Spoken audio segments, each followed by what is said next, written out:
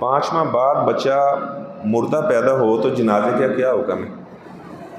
یعنی کوئی چھوٹا بچہ ہے، ٹھیک ہے، ماں کے پیٹ میں تھا تو 5 ماہ بعد وہ پیدا ہوا ہے لیکن مردہ پیدا ہوا ہے، تو اس کا کیا حکم ہے؟ تو جب 4 ماہ کا وہ بچہ ہو چکے 120 دنوں کا، تو اب ظاہری بات ہے اس میں روح آ چکی ہے، تو اب اگر وہ فوت ہو جاتا ہے اس کے بعد تو پھر اس کا جنازہ بھی پڑھا جائے گا، اور اس طرح اس کو جو بھی چھوٹا سا کفن کا کپڑا لے کر کفن کے اندر اسے دفن کیا جائے گا، اور جیسے قبر بنائی جاتی ہے اس طرح قبر بنائی جائے گی۔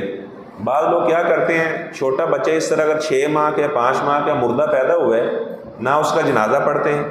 وہ کہتے ہیں جی اپنا بچہ پیدا ہونے کے بعد روئے آواز نکالے۔ ایسی جتنی بھی روایات ہیں جس میں یہ کہ بچہ پیدا ہونے کے بعد روئے آواز نکالے، سند کے اعتبار سے ساری ضعیف ہیں، اور یہ بخاری شریف کی روایت ہے جس میں یہ کہ 4 ماہ کا جب بچہ ہوتا ہے 120 دنوں کا تو اس کا رزق لکھ دیا جاتا ہے، اس کی موت لکھ دی جاتی ہے، اس کا عمل لکھ دیا جاتا ہے، خوش نصیب ہونا بد نصیب ہونا لکھ دیا جاتا ہے، روح پھونک دی جاتی ہے۔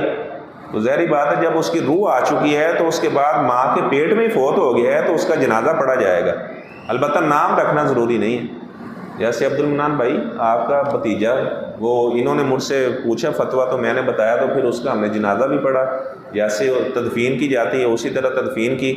بعض لوگ کیا کرتے ہیں، وہ کہتے ہیں چھوٹا بچہ ہے، چھوٹا سا گڑھا کھودا اور اس کے اندر اس بچے کو دفن کر دیا، اسی طرح مٹی اوپر ڈال دی، قبر والا سٹائل نہ بنایا، تو چند دنوں کے بعد آپ دیکھیں تو آپ کو بچہ نہیں ملے گا، کیونکہ جانور وغیرہ جو بجو ہیں یا کتے وغیرہ ہیں وہ بچے کو وہاں سے نکال لیں گے،